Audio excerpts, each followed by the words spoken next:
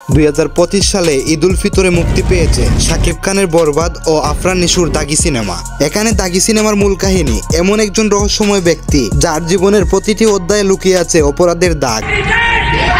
এই অপরাধ বোধের একটা পাথর না, বুকের ভিতরে একবারে চাপ দিয়ে ধরে থাকে। এখানে রয়েছে একজন মানুষের জীবনের অনুশোচনা। সিনেমাটি এমন এক ব্যক্তির গল্প যার জীবনে ঘটে যাওয়া ঘটনাগুলি তাকে সমাজে দাগি করে দিয়েছে। আমি চাই না একজন দাগির পরিচয়ে পরিচিত হোক, কিন্তু সে তার জীবনের নতুন একটি অধ্যায় শুরু করার জন্য চেষ্টা করছে।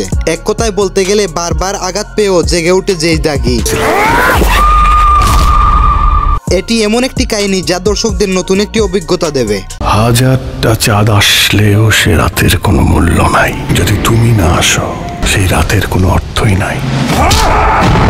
আর এদিকে শাকিব খানের বরবাদ সিনেমার তো তুলনাই হয় না। এই বরবাদ সিনেমাকে তুফানেরও বাপ বলা যায়। এক কথায় সিনেমাটি ছিল পুরাই আগুন।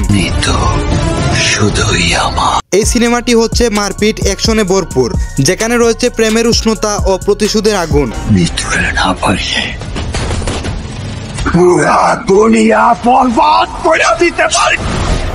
আর মেয়েরা কতটুকু চলনাময়ী হতে পারে এই সিনেমাটি দেখলে বুঝতে পারবেন। যদিও এই চলনার পিছনে লুকিয়ে আছিল প্রতিশোধের আগুন। আর শাকিব খান দেখিয়ে দিয়েছেন এই ইন্ডাস্ট্রিতে থেকেও যে ভালো কিছু করা যায়।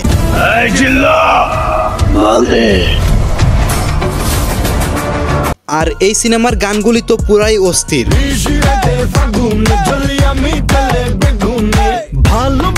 যা একটি থেকে আরেকটি এগিয়ে।